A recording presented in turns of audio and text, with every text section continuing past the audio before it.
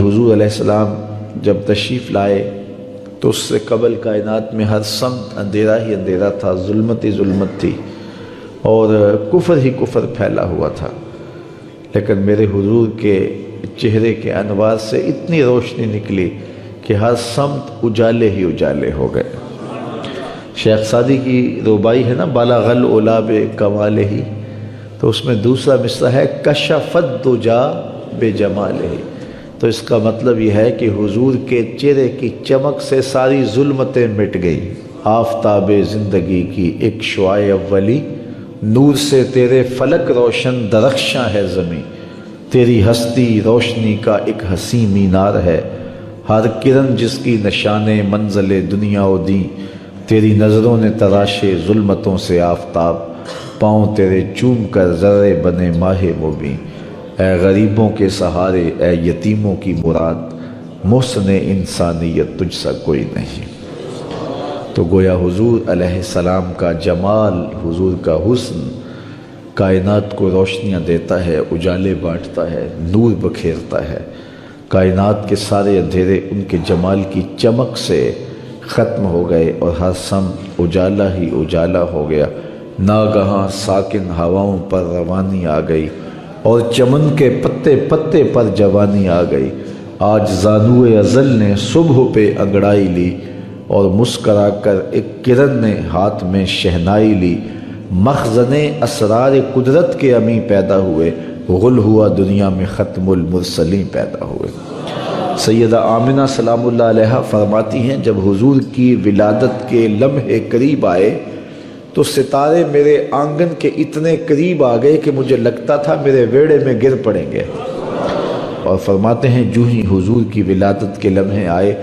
سیدہ آمنہ سلام اللہ علیہا فرماتی ہیں خرج منی نور ادا لہو قصور الشام،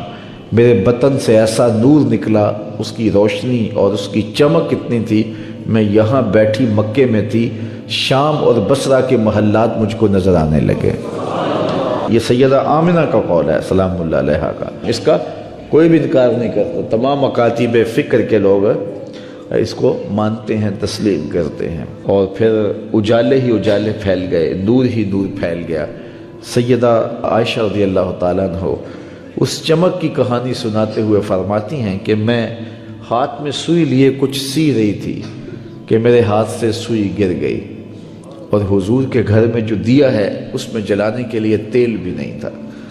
تو میں پریشان ہوئی کہ اب گمی ہوئی سوئی کیسے ملے گی۔ ایسے میں حضور تشریف لائے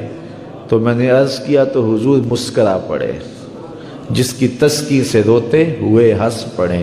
اس تبسم کی عادت پہ لاکھوں سلام۔ تو کہا حضور مسکرا پڑے۔ اب اگلے لفظ سیدہ کے سنیے، فرماتے ہیں فَتُبُيِّنَتِ الْعِبْرَةُ بِشُعَاعِ نُورِ وَجْهِهِ، ایسی روشنی آئی کہ میں نے گمی ہوئی سوئی کو تلاش کر لیا۔ حضرت قاضی ثناء اللہ پانی پتی علیہ الرحمہ نے تفسیر مظہری کے اندر لکھا ہے کہ باقاعدہ عورتیں حلیمہ سعدیہ کے گھر آئیں اور کہا حلیمہ تو اتنی امیر ہو گئی ہے کہ رات کو بھی چراغ نہیں بجھاتی، بڑے بڑے امیر چراغ بجھا کے سو جاتے ہیں لیکن تیرے گھر میں رات کو بھی چراغ جلتا ہے، تو بڑی غریب تھی اور تیری تو قسم پرسی ضرب المثل تھی، لیکن اب تو اتنی امیر ہو گئی ہے کہ رات کو چراغ بجھا کے نہیں سوتی۔ تو حضرت حلیمہ سعدیہ نے فرمایا آؤ تمہیں بتاؤں میرے گھر میں کون سا چراغ ہے۔ تو باقاعدہ ان عورتوں کو اپنے گھر لے کے گئیں۔ حضور علیہ السلام پالنے میں تھے، پنگھوڑے میں تھے، تو حضور کی طرف اشارہ کر کے حضرت حلیمہ سعدیہ نے کہا ما کننا نحتاج الی السراج من یوم اخذناہ، جب سے یہ پیارا ہمارے گھر میں آیا ہم نے تو سارے دیے ہی توڑ دیے ہیں، دیے کی ضرورت نہ مشعل کی حاجت، عجب روشنی تو نے پائی حلیمہ، بڑی تو نے توقیر پائی حلیمہ، بنی تو محمد کی دائی حلیمہ۔ کہتے ہیں حضرت حلیمہ سعدیہ کو دوسرے کمرے میں روشنی کی ضرورت ہوتی، حضور کو اٹھا کے وہاں لے جاتی، اور پھر انہیں جب بھوک تنگ کرتی حضور کے چہرے کو دیکھ لیتی، بھوک بھی مٹ جاتی، پیاس بھی مٹ جاتی، اندھیروں میں چراغاں بھی ہوتا، وہ سارا دن تو صحراؤں میں گھوم لیتی تھی، اسے جب بھوک لگتی تھی لبوں کو چوم لیتی تھی۔ اسلام امن کا داعی ہے اور امن کے فروغ کے لیے کوشاں ہے۔ اسلام کا مادہ ہی سلامتی سے ہے۔